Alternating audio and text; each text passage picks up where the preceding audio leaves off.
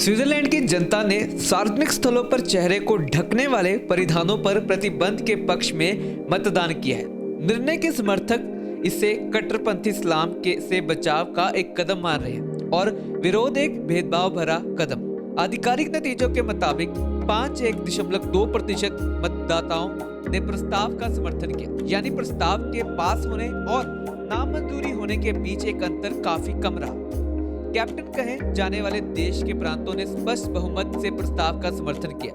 मतदान में 50.8% मतदाताओं ने हिस्सा लिया। उनमें से कुल 14,26,992 मतदाताओं ने प्रस्ताव के समर्थन में मत डाला, जबकि 13 लाख से ज्यादा कहे मतदाताओं ने विरोध में। स्विट्जरलैंड की सड़कों पर यूं भी बुर्का पहनने वाली महिलाएं बहुत कम ही नजर आती हैं, लेकिन यूरोप के कई दूसरे देशों में इस तरह के प्रतिबंध लागू होने के बाद इस देश में भी इस पर सवाल से कहे तो बहस चल रही है। प्रस्ताव चेहरे की पूरी तरह से ढकने वाली परिधानों पर प्रतिबंध के हाँ कहने का था, लेकिन इसमें स्पष्ट रूप से यह नहीं बताया गया कि बात बुके ही रही है या नकाब की।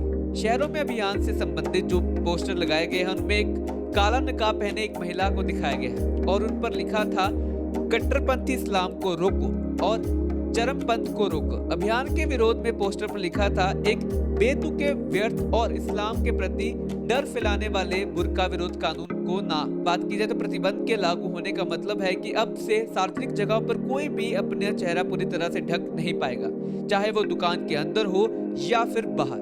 दक्षिणपंथी स्विस पीपल्स पार्टी ने एक प्रस्ताव पर मतदाताओं के मतदान के अभियान का नेतृत्व किया था। पार्टी के प्रमुख माको चीजा ने मतदान के नतीजे पर राहत व्यक्त की। उन्होंने कहे तो बिल्की टीवी पर कहा कि हमें खुशी है, हमें अपने देश में कट्टरपंथी इस्लाम बिल्कुल नहीं चाहिए। एसपीपी का कहना था कि मतदाताओं ने स्विट्जरलैंड की एकजुटता सुरक्षित रहेगा और राजनीतिक इस्लाम के खिलाफ लड़ाई को बल मिलेगा। मुसलमानों के खिलाफ उन्होंने एसटीएस समाचार एजेंसी को बताया कि कोई भी समस्या हल नहीं हुई है और महिलाओं से पहले से ज्यादा अधिकार भी नहीं मिले।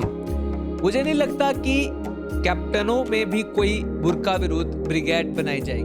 देश की संसद के बाहर करीब 150 प्रदर्शनकारियों ने प्रतिबंध का विरोध जताया। स्विट्जरलैंड से पहले यूरोप में उसके पड़ोसी देश फ्रांस और ऑस्ट्रिया और इसके अलावा बेल्जियम, बुल्गारिया और डेनमार्क पर इस तरह के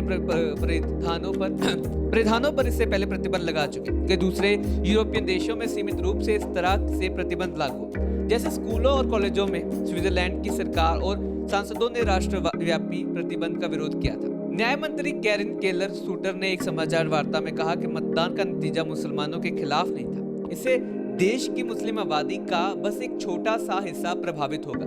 2019 में हुए एक सरकारी सर्वेक्षण में पाया गया था कि देश की आबादी में 5.5% मुसलमान हैं, जिनमें से अधिकतर की जुड़े पूर्व यूगोस्लाविया है। प्रतिबंध के विरोधियों का कहना है कि देश में जो चंद महिलाएं इस तरह के परिधान पहनती है वो या तो पर्यटक होती है या धर्म बदलकर इस्लाम ग्रहण करती है। खबरों के लिए आप हमारे साथ बने रहें और देखते रहें आज शाम प्लस।